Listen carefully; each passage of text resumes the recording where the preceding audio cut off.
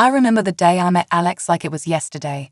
I was at this little dive cafe, minding my own business, sipping on the cheapest coffee they had, trying to make sense of my scattered thoughts and plans. That's when he walked in like a scene straight out of a movie. Except there were no dramatic lights or music, just the sound of the bell above the door and the smell of stale coffee mixed with his aftershave. "Is this seat taken?" he asked, pointing to the chair across from me with a smile that could knock you off your feet. "Looks free to me," I replied, trying to sound cool and not at all flustered by his sudden appearance.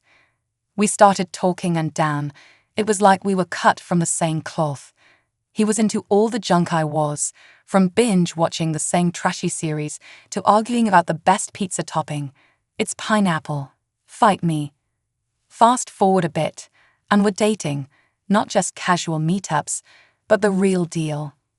It felt like I'd known him my whole life, and before we knew it, we were talking about getting hitched. That's when the drama started, his parents. Let me tell you, they were something else. The first time I met them, it was like walking into a lion's den wearing a meat dress. They had this way of smiling while sizing you up, like they were deciding whether you were worth their time or not. "So, you're the girl Alex can't stop yapping about," his mom said, her voice dripping with something that was definitely not warm. "Worth guilty as charged," I shot back, trying not to let her see she got to me. They laid down the law pretty quick, telling us we needed to sign a prenup. Now, I ain't no gold digger, and I sure as hell don't need anyone's money, but that rubbed me the wrong way.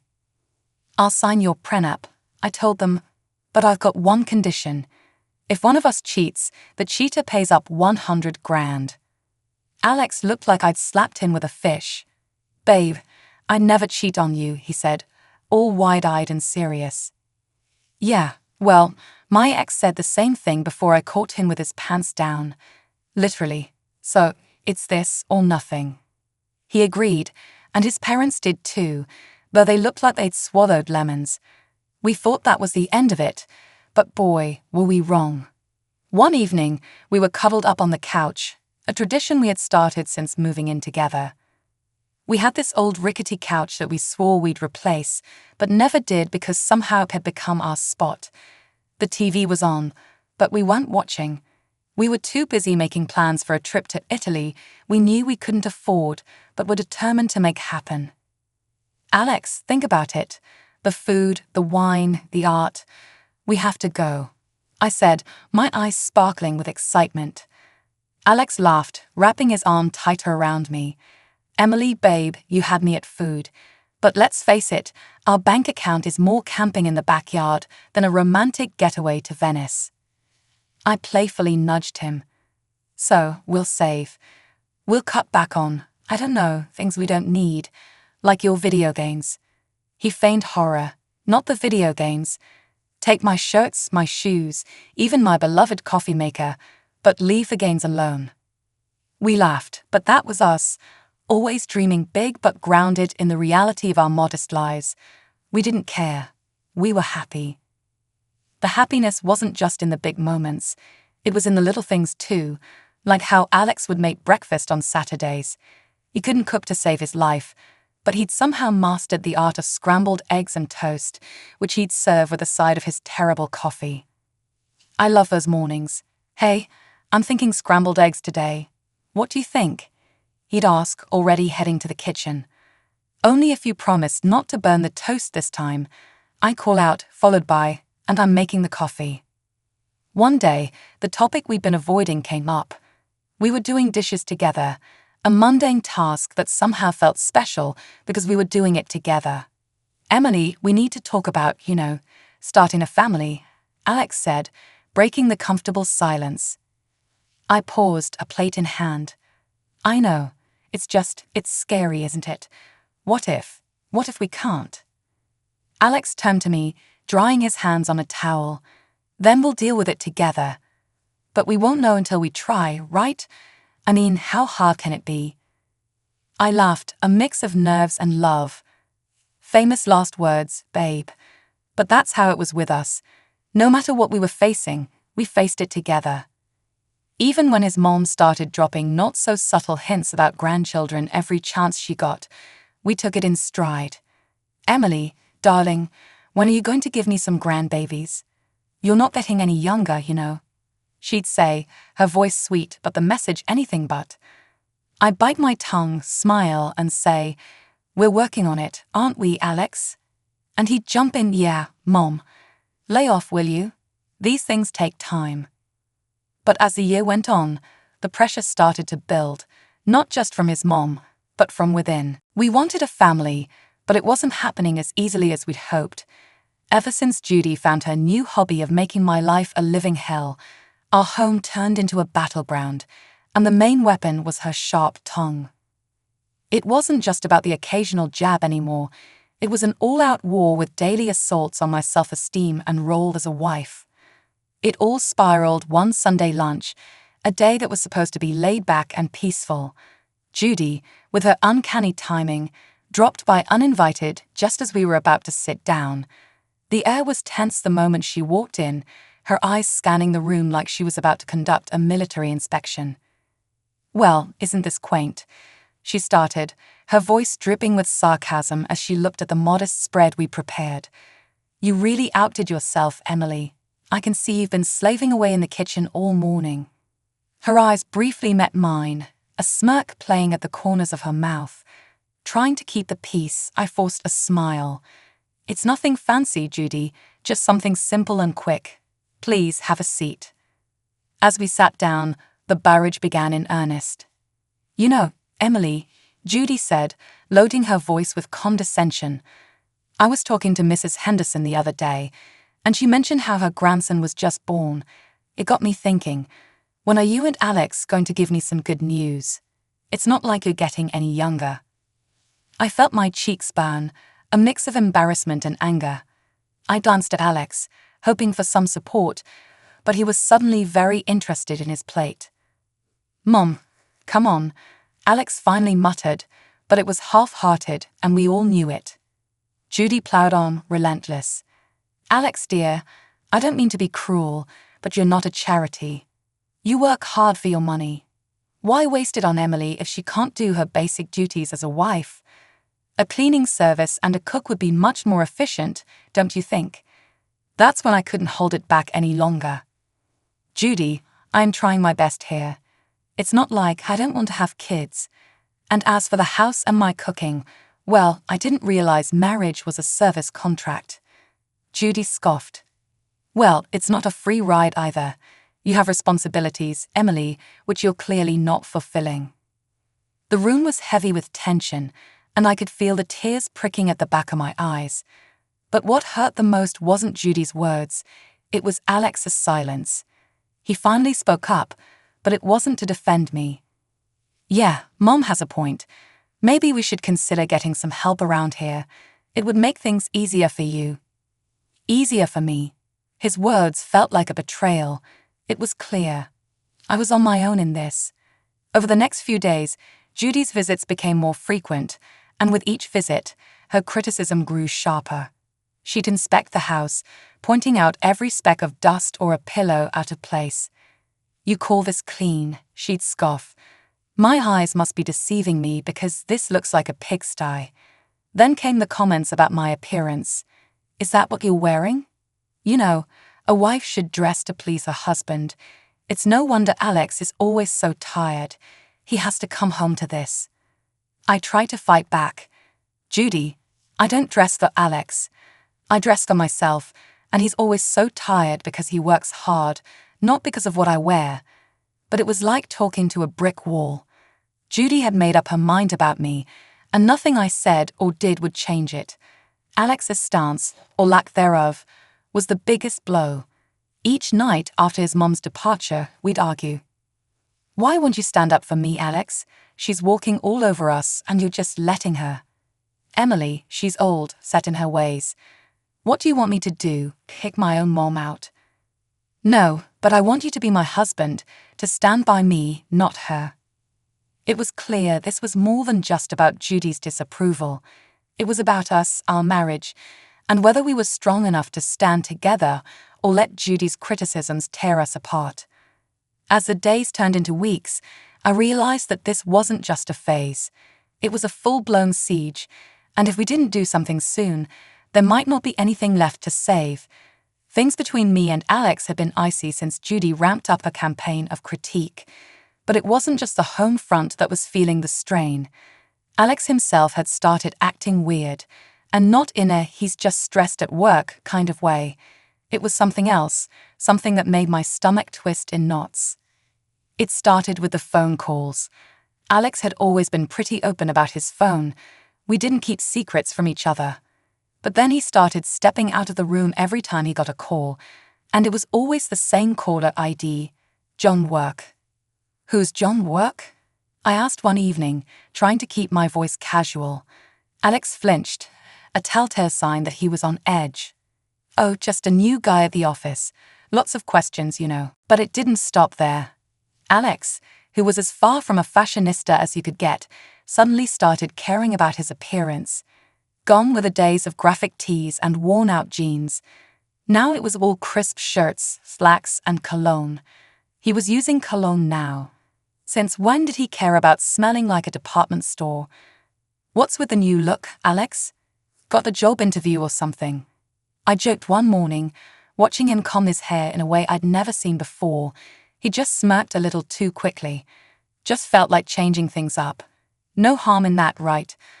And the late nights at work, they were becoming a regular thing. "Another long one, babe." I texted, trying not to sound too needy. "Sorry, Em, this project is killing me." "Won't be late, I promise," he'd text back. But the clock would tick well past midnight before I heard his keys in the door. I tried to shake the feeling that something was off, but it clung to me like a shadow. That's when I decided to hire a private detective. It felt like something out of a bad TV show, but I had to know for sure. The evidence came in a plain brown envelope, the contents as damning as they were heartbreaking. Photos of Alex with another woman, that intimacy undeniable, captured in frozen moments that shattered our years together. But it was the recording that cut the deepest. The conversations, filled with endearments and plans, left no room for doubt. They were in love, or at least he was with her. I sat there, the evidence spread out in front of me, a cold realization settling in. This was it. This was the proof that could anchor me in a stormy divorce, should it come to that.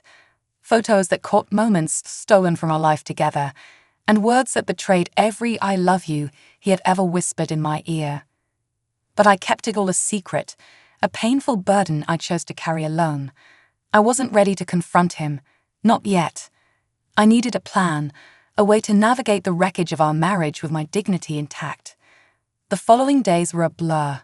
Alex continued his charade, and I played along, the perfect wife, with a smile plastered on my face and a heartbreaking silence in my heart. Our conversations became a dance around the truth, each word measured, every laugh forced. "Everything okay, Em?" "You've been quiet," Alex would ask, his concern seemingly genuine. "Yeah, just tired. You know, work's been crazy." I'd reply, the lie tasting bitter on my tongue. It was just another mundane day, or so I thought, until I stumbled upon a conversation that would change everything.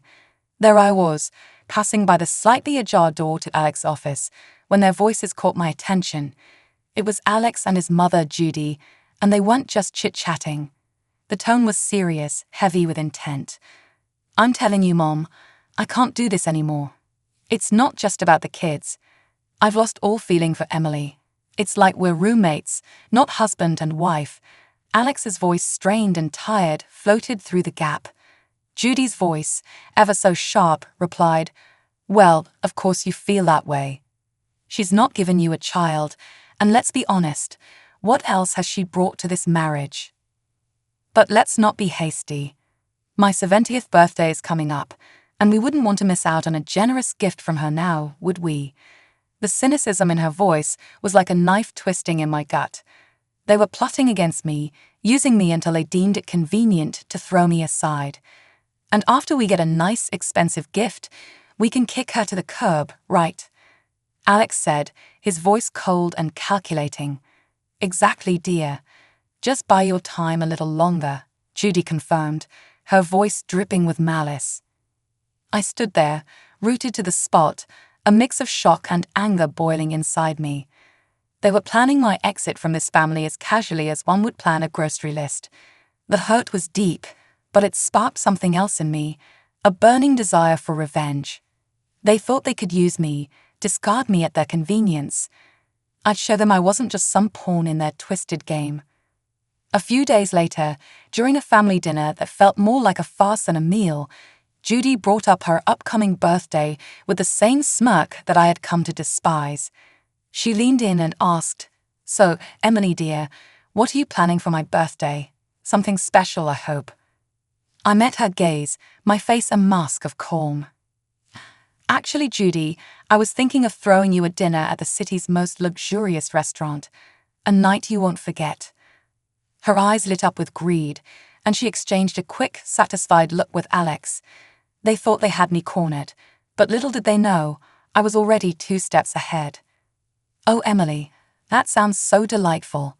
Just close family, keep it intimate," Judy said, her voice oozing fake sweetness. "Of course, Judy. It'll be our pleasure," I replied, the words tasting like ash in my mouth. The weeks leading up to Judy's 70th birthday felt like a slow march toward D-Day. Every smirk from her, every indifferent shrug from Alex fueled my resolve. The plan was simple yet bold, just like in the movies.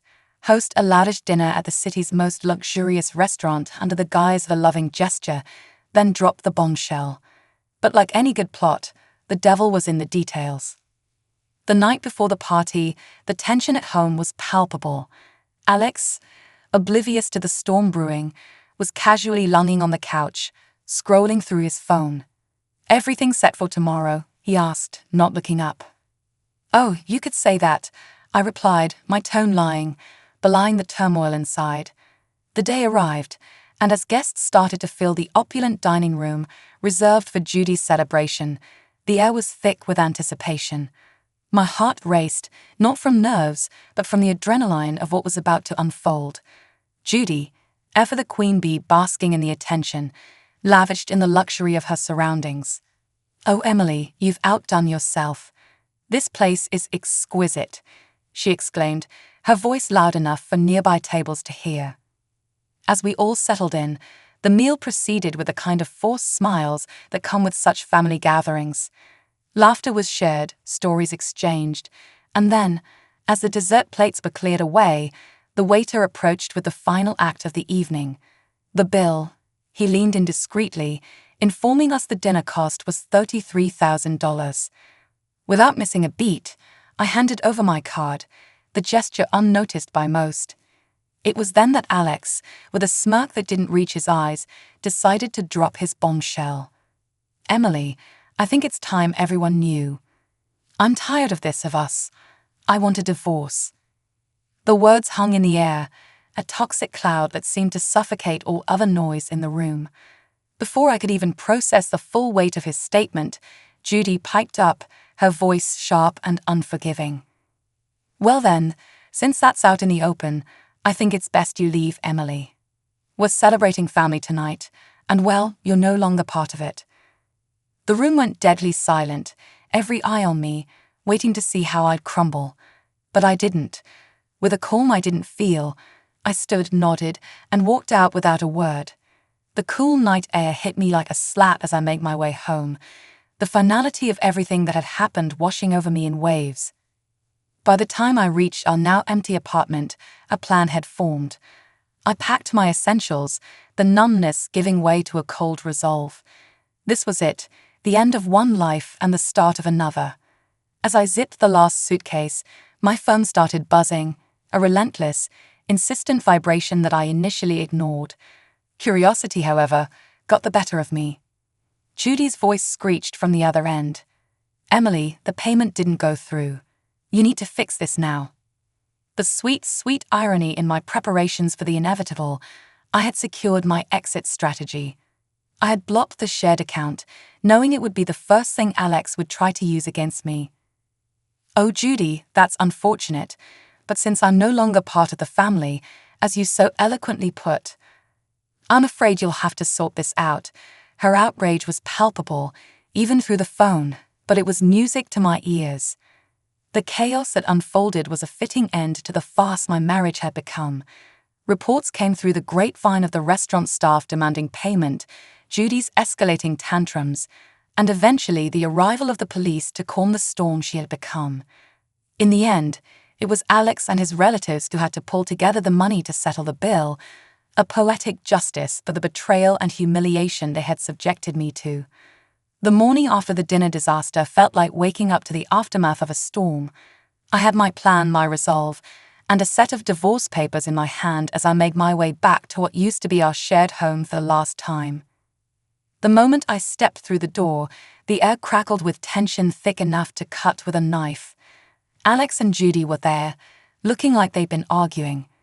The sight of me seemed to unite them in hostility.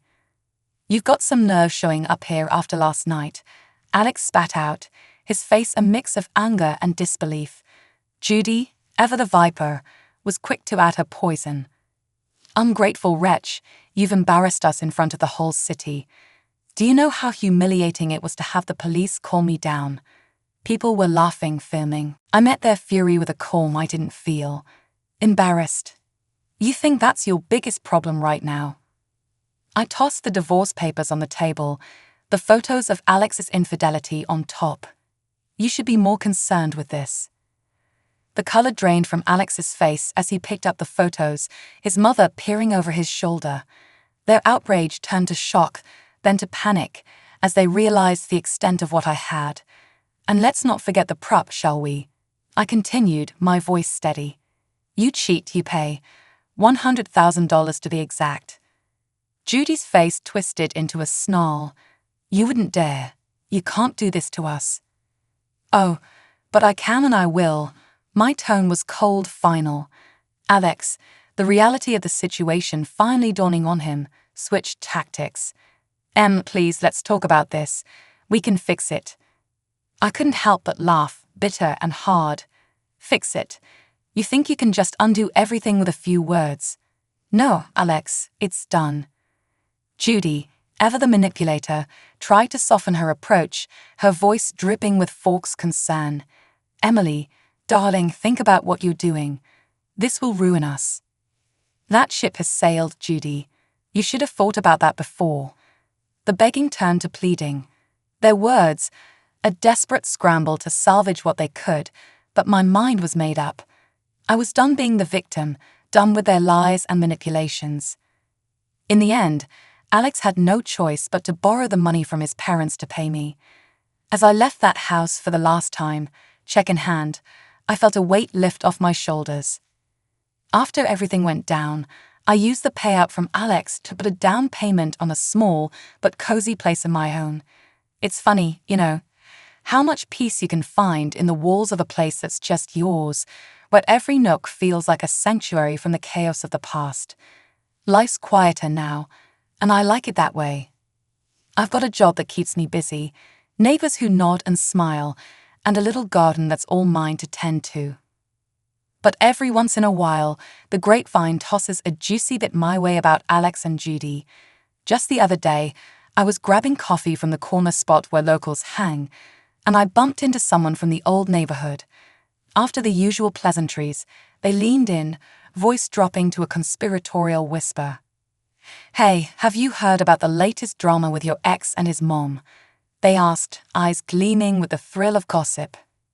I couldn't help but raise an eyebrow, a mix of curiosity and detachment taking hold.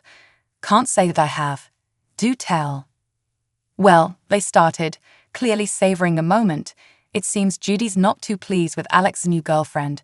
Word is, they've been at it like cats and dogs. Makes your situation look like a walk in the park. The conversation moved on, but as I walked away, coffee in hand, I couldn't shake the feeling of utter relief. There was a time when news like that would have sent me spiraling, but now it was just another piece of someone else's story. These days, my biggest concern is whether my tomatoes will ripen before the squirrels get to them, or if I'll ever get the hang of yoga without looking like a newborn deer on ice. Life's simpler, quieter, and infinitely sweeter on this side of chaos.